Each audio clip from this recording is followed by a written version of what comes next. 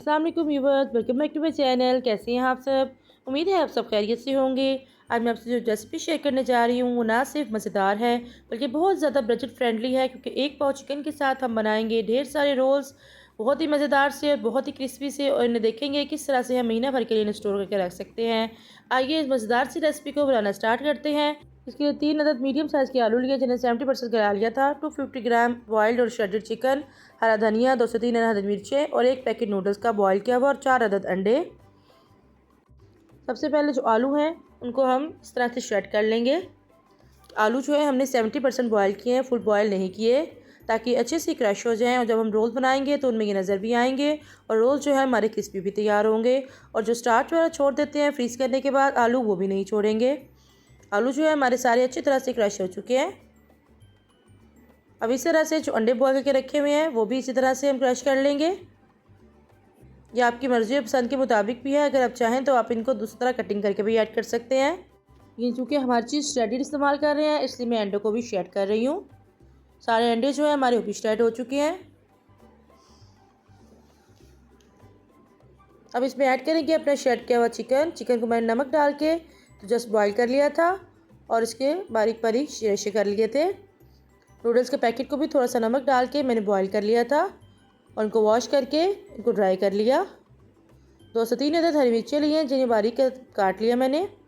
एक मुट्ठी हरा धनिया लिया था जिसको मोटा मोटा काट लिया। 1 खाने का चम्मच कुटी हुई लाल मिर्चें, 1 चाय का चम्मच पिसी हुई काली मिर्च, 1 चाय का चम्मच गर्म मसाला पाउडर, 1 चाय का चम्मच कश्मीरी लाल मिर्चों का पाउडर, अगर ना हो तो स्किप कर लें, 1 चाय का चम्मच चिकन पाउडर, आधा टेबल स्पून नमक और 2 टेबल स्पून इसमें ऐड करेंगे lemon juice, 1 tablespoon red chilli sauce, 1 tablespoon इसमें डालेंगे हम सोया सॉस और सब चीज़ों को डाल के हम अच्छे से मिक्स कर लेंगे। मैं हाथों से मिक्स कर रही हूँ, इससे हमारी चीज़ें जो है अच्छे से मिक्स हो जाएंगी, तमाम इंग्रेडिएंट्स जो हैं यकजान हो जाएंगे। अगर आप चाहें तो आप स्पैचुला या स्पून की मदद से भी इसको मिक्स कर सकते हैं। हमारा मटेरियल जो है वो अच्छे से मिक्स हो गया है। अब इसके रोल्स बनाएंगे। थोड़ा सा मटेरियल लेंगे, इसको इस तरह से इकट्ठा करेंगे और इसके दोनों हाथों की मदद से इस तरह से इसको हम रोल कर लेंगे।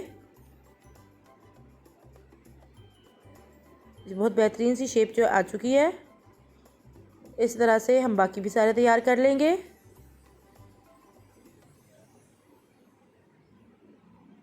जी बहुत ही ज़बरदस्त से हमारे रोल्स, ढेर सारे रोल्स हमारे बनकर तैयार हो गए हैं।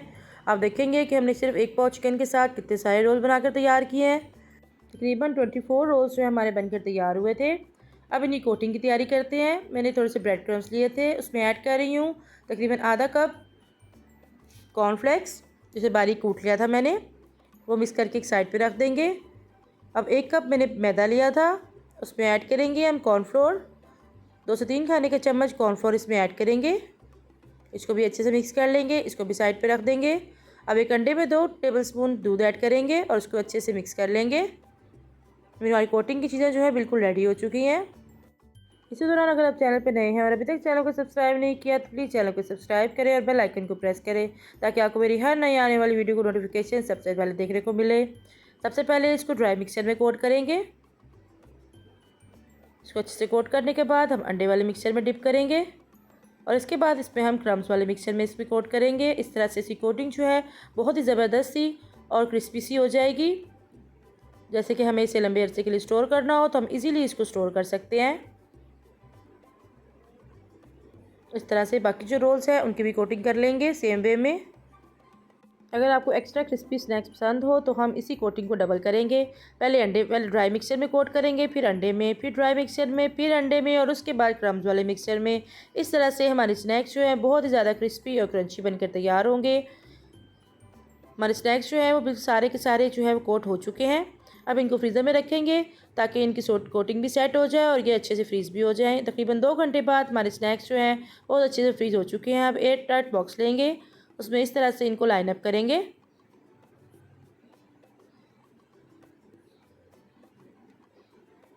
और फिर इसके बाद इनके सेंटर में एक रखेंगे बटर पेपर और उसके ऊपर भी इस तरह से इनको करके अब इनको 1 महीने के लिए तकरीबन फ्रीज़ कर सकते हैं। अब एक पैन में ऐड करेंगे ऑयल। तकरीबन 1/3 कप मैंने ऑयल लिया है। मैंने फ्रोज़न जो मेरे रोल्स हैं वही यूज़ कर रही हूँ, ताकि आपको पता चल सके कि अगर आप डायरेक्ट फ्रीज़र से निकाल के भी फ्राई करें तो ये बिल्कुल ख़राब नहीं होंगे।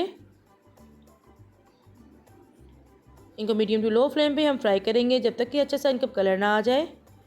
जब इन पर एक साइड से कलर आ जाएगा तो इनकी साइड चेंज कर लेंगे।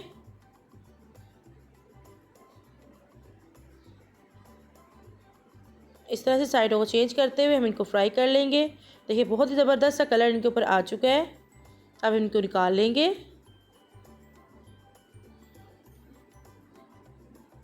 देखा आपने, बहुत ही झटपट से और मिनटों बनके हमारे रोल्स जो हैं बनकर तैयार हो गए हैं।